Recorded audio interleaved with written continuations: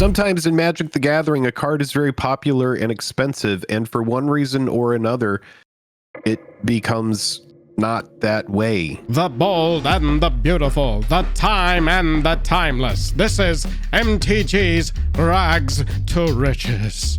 No, other way around. Riches to Rags. I tried to do one bit. I tried to do one little bit. Riches to Rags. Let's get into it.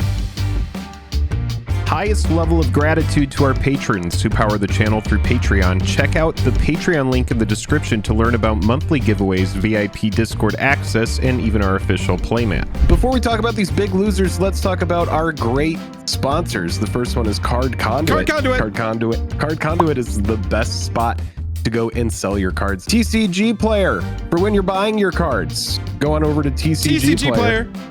And go and use our affiliate link. It's in the description of the video. That's the best place to buy your MTG singles. And then also Dragon Shield. You're protecting your cards. You've got Dragon Shield on the mind. Just like us.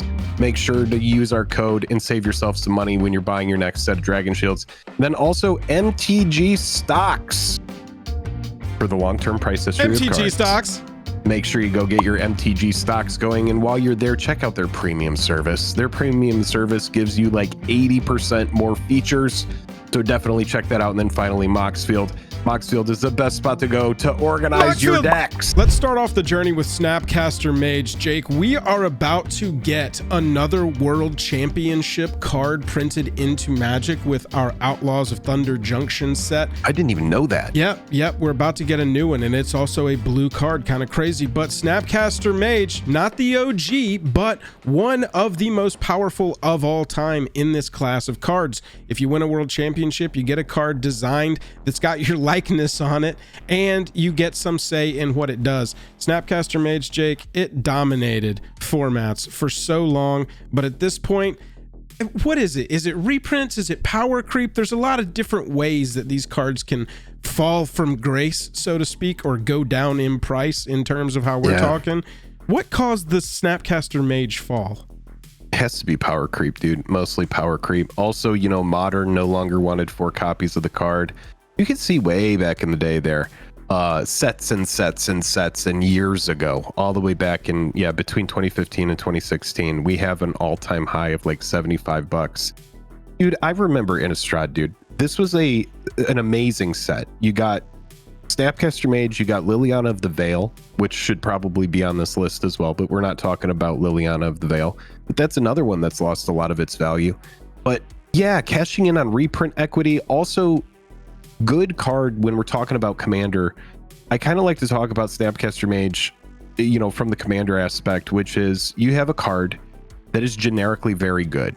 It flashes in, you get a 2/1 blocker. Most of the time, this card, it can flash in, you can get back a Path to Exile, any sort of removal. You know, if you need something sorcery speed, you can flash it in on your main phase, get something back. It has good redundancy. I'd be interested, viewer, if you're watching this, let us know if you still play Snapcaster Mage in Commander, or if you ever have. I mean, really, target instant or sorcery gaining flashback. So you've got 2 mana to get a 2/1. Really, what you're looking at in terms of Commander is a body left over that you can do something with, but is not anything to write home about. But you're really paying 2 mana to give an instant or sorcery flashback, and because it's got flash, you can do instance as well. What do you need? 5 mana, maybe 6 mana left open for this? That's why I think a lot of times people are going to be running Snapcaster and Commander against sorceries. They're going to have a deck full of powerful sorceries that do what their deck does, and they want to do that thing again. And so if you're casting a 4 or 5 mana sorcery that really hits your synergy hard, Snapcaster could be a 6 or 7 mana version of let's cast that again. That's not terrible utility. That's something. No, it's fine, but you know, even while you were talking, I was kind of thinking, you know, like, why not just run Past in Flames? Sure. You know? Yeah. You know, Past in Flames is going to give you access to your entire yard. If you're running a bunch of mana rocks, if you're running, you know, big mana, you've got a big mountain of mana out there. The Snapcaster Mage starts to look even worse because you're only flashing one thing back, you know? Yeah, it's situational. Instant speed is different than sorcery speed. Past in Flames as well. Well, and blinking you can't blink Past in Flames. I could blink Snapcaster. to 100%. potentially get more value out of it. So maybe it starts becoming a niche deck. It's like really good in ETB decks. Yeah. I mean, you get a Snapcaster Mage on a boomer card like Mimic Bat, like we always talk about, right? Woo! And then all of a sudden we're living the dream, right? Make my Snapcaster Mage, get this back, get that back. To your point, Jake, printing these old power cards into standard formats, that's kind of being done. We just saw Liliana of the Veil printed into standard, and it's somewhat played. It's not like dominating the format by any means, but maybe if cards like Tarmogoyf, cards like Liliana of the Veil do get printed into standard, be fun to play with them again, right? Dude, it's wild, man. Yeah, Liliana of the Veil printed in Dominaria United. That's where we got that reprint, and we got a lot of them, right? And so, yes, it did put Liliana of the Veil back in standard. Even though Lily isn't being talked about, isn't being shown in this video, it is interesting how a card like Liliana of the Veil that used to dominate has become just a fair card. And you could say the same thing about Tarmogoyf. Tarmogoyf is honestly not that busted at all. So many cards have come out since Tarmogoyf was a house that, you know, like Fatal Push comes to mind. Like a multitude of cards that just get rid of this and make it a non-issue. Scrounging Deathclaw. It's actually funny that you have this one brought up because I just traded for one of these last night, and I have finally rebought my Tarmogoyfs after so many years, and I got the play set of these, and I purchased them anywhere. Like the one that I paid the most for, I paid like $25 for a foil one of these, and then the other foils I've paid $10 or less for. Yeah, and it's just like Tarmogoyf at this point is a very fair card. I actually don't think it should ever be printed at Mythic again. I don't think it has a Mythic effect. I actually think that Tarmogoyf could even be printed at Uncommon. You know, you could change my mind in the comments. Standard?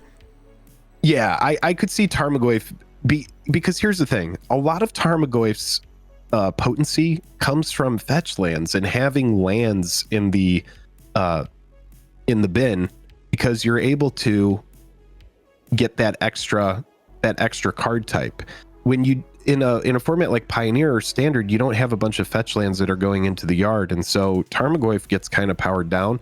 And I mean, sure, print the card at rare, but I don't think it's a Mythic anymore with all of the removal and power creep that's forced it out. I mean, you can even see the proof is in the pudding, right? Because if nobody is playing it in Modern, it's because it's just not very good anymore. So we got to find a spot for it. I think Tarmogoyf could be a Standard card.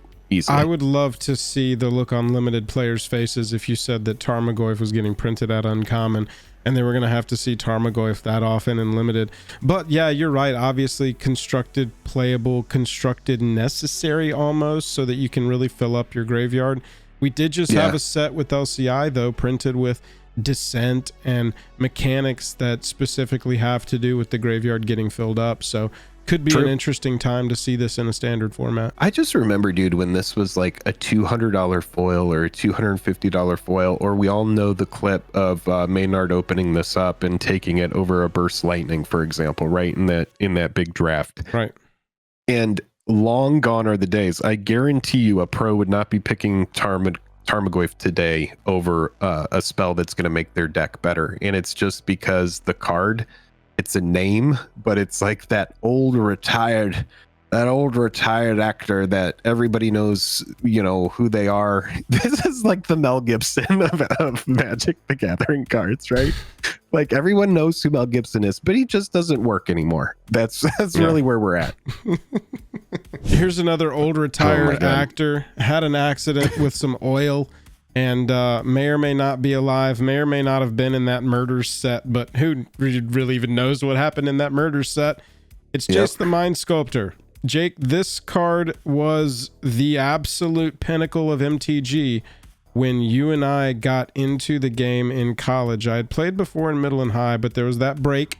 Magic players constantly take breaks. I was on a break and I came back around Zendikar, just before Zendikar with the Alara stuff. This card dominated. This card was insane. I never opened up one of these. I didn't own one of these until more in this range is where I acquired one. But fantastic card of its time. Do you see this one maybe making a standard splash if they printed it? Oh, if it was printed in Standard, 100%. Yeah. I don't know if it ever will be printed in standard. For anybody who doesn't know, Joel is talking about 2009, 2010. Jace the Mind Sculptor was a powerhouse of a card. It dominated. It has a bunch of very strong abilities. It has a Brainstorm, a Fate Seal. It has a whole bunch of very powerful shit and unsummon that are all going on this Planeswalker. So it's like the perfect engine for a control deck, or it used to be. And yeah, there was blue-white control, there was blue-black control, and then there was also Cawblade, which also played Jace, I believe. And because you wouldn't believe this either, but bans used to actually be rare. So Jace the Mind Sculptor had to be banned from that standard season because I believe it was 7 out of the top 8 decks of a tournament were a Jace variant, and then the other deck was like Kuldotha Rebirth or something like that. It was like a mono red deck that tried to get out from under the blue-white shell. But yeah, Jace the Mind Sculptor, incredibly potent card. Modern doesn't even really want it, or the modern decks that do are like a 1 of or a 2 of, just because it's so damn slow. When you think about a modern deck like Scam, for example, like so much is going on turn 1 in modern that getting to turn 4 for a Jace, it's just like, even with the bounce. Yeah, bro, if you're getting scammed, you're just like, yeah, Jace can go. I'm not getting a 4 mana this game. So it's like, that's kind of what happened with this card, is it got powered out, power crept away. If you want to pick up a copy around 18, 19 bucks market, you can probably get a little cheaper than that. I can't even believe you're saying that. Insane. I mean, look at this copy. I lied, by the way. This is when I picked up a Jace the Mind Sculptor, because I did get War of the Spark Mythic Edition when it released. But this one has dropped down to the $46 mark, which is kind of insane, considering that card, it was over $500 at one point. Yes, dude. There's so much that can be said here about hype, right? Oh yeah. Because during the hype phase, because we can shout out Chilcott, for example, because I remember him posting prices for all the cards from War of the Spark Mythic Edition, and he was like, holy shit, we got Jace and Eugene that are pushing the set. The Tezzeret is also really good. And so yeah, the FOMO, and now you can see years later, out of sight, out of mind, also the commander factor, dude. We didn't talk about the commander factor, but commander doesn't really like planeswalkers, meaning they just lose a lot of potency because they're very good in a 1v1 setting, because you have so many abilities you can use on the planeswalker that it's almost like having, this massive, extra player on your side. In commander, it's not like that, and it can just get swung down and it dies. So those mythic editions didn't age well, let's just say that, because of commander. This was another player designed card here. Greatness at any cost. Some may know this as Bob. But Dark Confidant, same thing. It used to be played in Jund decks, but modern has changed a lot. And so Dark Confidant, even though it has like some niche commander use, it really just isn't played very much anymore. Like, people don't really need 4 of copies of the card, and it's been hit with the reprint machine. So it's like, what can you do, man? The reprint machine has caught it. It's got 1 toughness in a format where Orcish Bowmasters exist. People just get really tentative about 1 toughness creatures anymore. They're just not quite good enough for modern. And so even though this card is super powerful, it's had some very sweet versions too. Modern Masters, we got the new art. I remember when that market. Oh my God. I remember trading these for like $60 a piece, trying to get these cards when this first got that reprint. Yep. That 2018, right around, this would have been the second year that we were working on MTG stuff. It was a hobby then, but that would have been where that price memory set in right there, Jake. But it popped up for a little bit in 2019, and then it's just been a decline since then, with all of the power creep that has happened. And so, it's not only reprints that can kill a card. Obviously, power creep can do it too.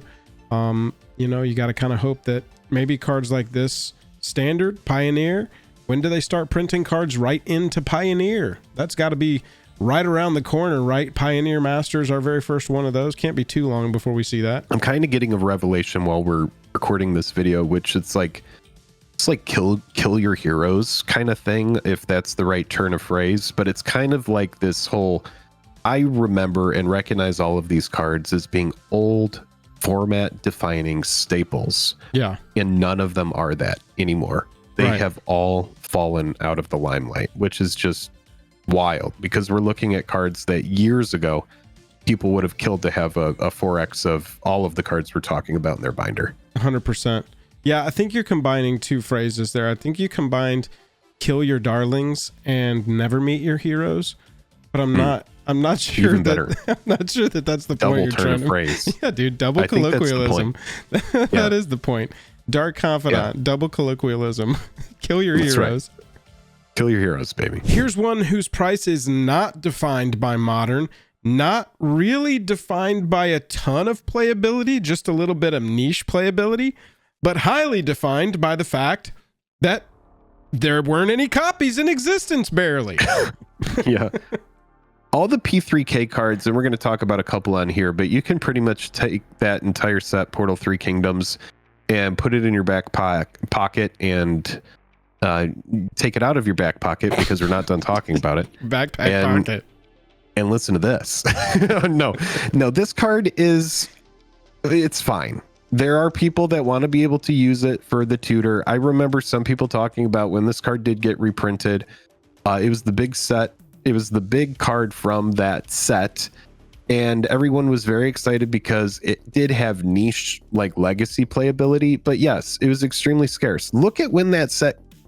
Look at the drop off on this card, dude. This was pre-orders at only 35. I mean, we're talking about a card that barely existed, that only existed in this form. Where's the master set version of it? What was the master set that we got of Double it? Masters right here, but this was after we got it in Modern Horizons 2, No, right? it's a different one. The oldest one was Masters 25. That's right. So this Masters, is the chart we want to look at. So Masters 25 was the major reprint against the OG Portal 3 Kingdoms version. And then we got it in Double Masters and Modern Horizons 2 in a ton of forms. But yeah, this was one of the only things they could point to with Masters 25 when that set wasn't received as well as they thought it was going to be received. And everybody was like, "That you're pointing at a Fugazi. This is air you're pointing at. What are you doing?" JTMS was in this as well, and JTMS was in the process of doing kind of like the same thing at this point. And so, yeah, this card, again, it's fine. You could go grab something. You know who wants to play this, in my opinion, are CEDH players who are trying to find that specific card that wins them the Combo game. piece, right? You know, the combo piece. But it's, sure, it's a sweaty card that some people want. It does have niche playability, but it's been hit by the reprint train and it's never going to recover. There's just nothing that is going to happen with this, aside from them printing it in like a Pioneer or something like that. And even then, you've got a full run. Legal modern, right. You've got a full run of this card in Modern Horizons 2 with a borderless copy on top. And the borderless foil is $16. This card is not going to recover because, basically they would just need to print it into a straight into Pioneer or just into standard set. But there's so many versions of it at this point that you ain't gonna move the needle on this one. This price is going nowhere, baby. Maybe down. Yeah, and Legacy isn't driving the price of cards. I know some people play Legacy, but Food Chain and Mono Red painters, that's not going to move the needle. Supreme nachos to all of our patrons, y'all. The patrons help us stay as independent as we possibly can on this channel and are quite honestly our favorite part of doing any of this YouTube work whatsoever. We've got some excellent tiers over there, rewards for however much you want to support us. Anybody that's on the Patreon gets access to our Commander Playday, which is where we're going to be playing Commander all day long in our Discord. You also, at certain tiers, get access to exclusive videos every week, play mats, custom videos, all sorts of perks. Go check out our Patreon, see if it's a good fit for you, see if you want to get involved with the community on a deeper level. That's a really fun chart. Look at that. Speaking of Imperial Portal 3 Kingdoms cards, Imperial Seal. This was a meme on the channel until they finally reprinted it. We just kind of always, at the beginning of the year when we were like, what cards need to be reprinted? Let's start with Imperial Seal and Mana Crypt. This was one, but here we are now. The OG version still holds a lot of value, but you can get a copy for $76 on the market. Yeah, for now. Until they reprint it again at Mythic, and then we put even more of them in circulation. Just it's another one of these cards that we were just talking about. A sweaty card. A very specific group of players want this card. Joel, are you even playing like Imperial Seal and Commander? No, I run Vampiric Tutor is about as far as I'll go. I run D Tutor in a couple of decks, but Imperial Seal is not even a card I own a copy of because I don't feel the necessity to have at least one copy. You know, I'll have an archive of my most expensive Commander cards, and I'll just proxy those for the decks. But this isn't even one that I run in any decks in proxy, so I was like, I don't even need a copy of this. I'm good. Right. Look at this version with an all-time high. Is that all-time high serious? I mean, it says 1200, but that has to... Now, let's I would scoot to here for what its true all-time high was. Like somewhere in here, because this would have been... you know, a week after release. I'm not sure of the dates, if that's actually accurate. And this would have been right around release, somewhere in here. And then this would have been pre-sales. Look at people getting absolutely rickrolled by FOMO. And then also sellers probably getting rickrolled by retail buyers that felt the FOMO and were like, I want to actually cancel my order. Yeah. Honestly, there's peak so up much right fuckery here that goes on right there in that zone. 100%. These are the freak out buyers right here that were like, it's reached a low, buy. It'll never go back down to that low. Whoops. But I would count this as its true all-time high. So around $200 was where your Imperial Seal borderless non-foil made it before it began the slow slide down. That little bounce is called a dead cat bounce. That's where you think it's coming back to life, but then you actually, the bulls end up getting pretty screwed here. And yeah, if you ended up buying that 200, now you're sitting on an $80 card. I remember buying one of these borderless versions for 100, and I thought I was getting in at a good price. And, you know, I'm not kicking myself over a $20 difference, but it does show you a lot. There's a lot that you can learn from looking at these charts. Shout out to our sponsor, MTG Stocks. And next up, we have Phyrexian Altar. This was a card that was, you know, up till 2016, kind of off everybody's radar. And then Commander really adopted it in a big way, and it started taking off. Then it got a reprint. It got a reprint in Ultimate Masters, which put it on everybody's radar. And because of how much it put it on everybody's radar, people started playing it a lot. And then it started exploding in price, especially with formats like CEDH. You get a big trend up, and it got very expensive until it didn't. Then we got what we should call a variant era reprint that brought us Double Masters 2022, 3 different versions. This was the top end right here. Today, your top end has a foil price of under $50. Market's around 33. What I like about looking at these old cards, I love the difference in foil price on these. The card itself normalizes with the rest of them, and it just kind of becomes, do you like the retro look with the old style of MTG art on there? Do you like the new version here? Or do you like the reprinted versions from Double Masters with the foil etched?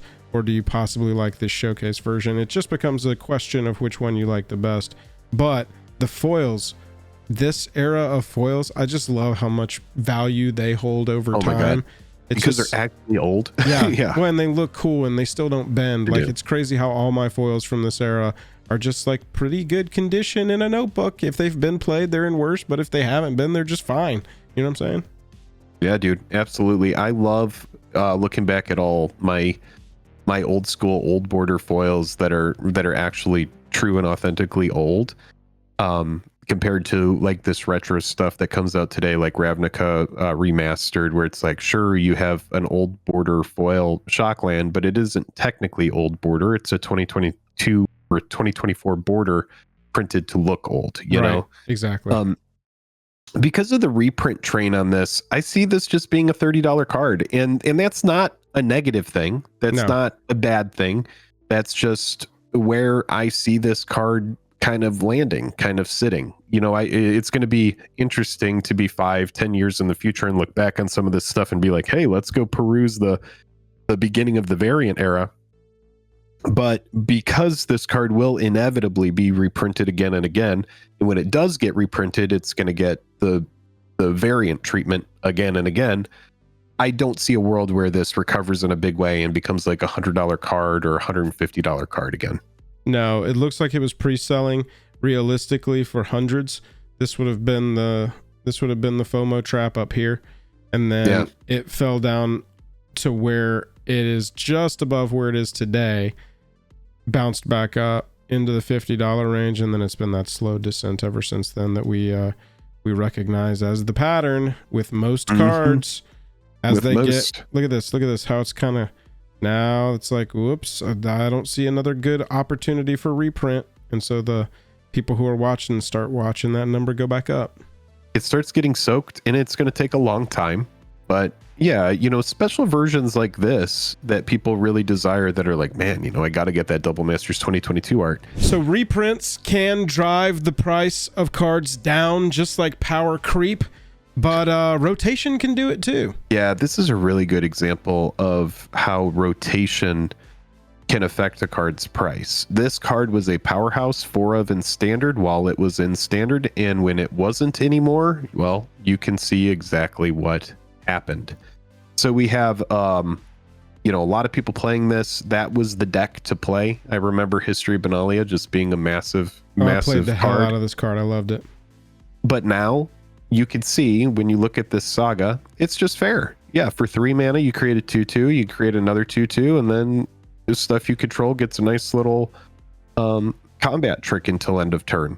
It's a fine card. It's a fair card, but did Modern adopt it? Did any other, you know, extended format in any way adopt it? No, not really. In Commander, it's very kind of mediocre, in my opinion, in Commander. I do think there's situations where you could get a lot of value out of it in like a token kind of deck, or if you have a lot of token reverberation effects, stuff like Doubling Season on the battlefield, then sure, you could get more out of this 3 mana investment. But it just, for me, is, it's like, if the card is a powerhouse in standard, then, and it's not a powerhouse in anything else, that's a really good indicator to get out of that card before standard goes away. Yeah, 100%. And with rotation, I think on the horizon, no one can tell really. I don't think anybody knows when rotation is anymore, but they wait until Mark Rosewater wakes up one morning and doesn't see his shadow. I think that this card falls into like just not powerful enough for Pioneer for this one to potentially ever see a resurgence. I've liked that exercise with these cards, so I've been playing that game in my head. With this one, I would feel like a card that maybe could be cast for free if you've got a knight on the battlefield, so some kind of Eldraine pushed revisit could potentially do it. I also, if you had some sort of 1 or 2 drop that was printed that said, tap a white creature you control or tap a knight you control, do a thing, then you could on turn 3 create the 2/2. Can't attack with it yet, but you could tap it as part of a cost. Maybe that would do it, but it's really, the power lies in that third ability being either a next to finishing blow or a finishing blow. And so you really want to have knights turn 1, turn 2, turn 3 to really fully take advantage of this. So we'd have to see that creature type. It's just a very, you know, kindred type card that needs to be in that type of deck to feel the support. Yeah, like an all knights set could move the needle on a card like History of Benalia. Yeah. If everyone was like, yeah, this set has like literally everybody's a knight. Yeah, I could see a card like History of Benalia. That's what we're going to do from now on for sets, is going to be jobs or potential past occupations. I'm going to count knight as an occupation. But, you know, one set we've got detectives. Next set we have knights. Maybe the third set it's a politician set, something like that. We have all cooks. This whole set is about the cooks coming together and making all the food tokens. I like a set of like 3 musketeers. Could musketeers be knights, or is that too much of a stretch? If we get a Disney crossover, we could do mouseketeers. Mouseketeers. There we go. Hot dog. There we go. I do like hot dogs. Jake, we've seen power creep power down the prices of our cards. We've seen reprints power down the prices of our cards. We've seen rotations power down the prices of our cards. It's time to wrap back around and look at scarcity versus power creep. This is in the same category as like Imperial Recruiter and Imperial Seal, right? It's pretty much the exact same thing. It's like you have a card, because what are our other most recently Commander Masters, we got a regular and a foil etched there, but looking at the foil etched, the best one, market $19. Yeah, so you know, showing the original version is good. You could see how, you know, the Judge promo has definitely dipped from 400, a high of above 400, yeah, just crazy, to a very much more reasonable down to earth price. If you were playing like a taking turns deck and you just had to have every single take an extra turn card, then you probably overpaid for this at some point, and shame on you. But if you waited, then there's no time like the present to jump on a modern copy of this. The old P3K stuff, sure, it's going to hold a premium, even though it does the exact same thing as this. So unless you care about that old aesthetic and unless you care about that old card, I personally don't really give a shit about a card unless it's reserve list. If it's old, then great. Like, I would love to have an old alpha Llanowar elf or an old alpha, you know, whatever, this or that, a Birds of Paradise. But there's a Birds of Paradise that does what the alpha Birds of Paradise does at a fraction of the price, and this is the exact same thing. It's like, sure, you could go overpay for the P3K version, or you could just buy the Commander Masters version, and you get this effect if you absolutely have to have it. Commenters in chat be like, or you could get the Epson version. Let's wrap this out with another example of just like scarcity. Y'all wait on it. Sun Quan, Lord of Wu, Portal 3 Kingdoms, all your creatures gain horsemanship. Yeehaw, it's a silly fun effect. You know, maybe horsemanship comes back in Thunder Junction in some way and it pops the price of this card. That would be funny. But you know, it got the exact same thing that our capture did, which was a Commander Masters treatment.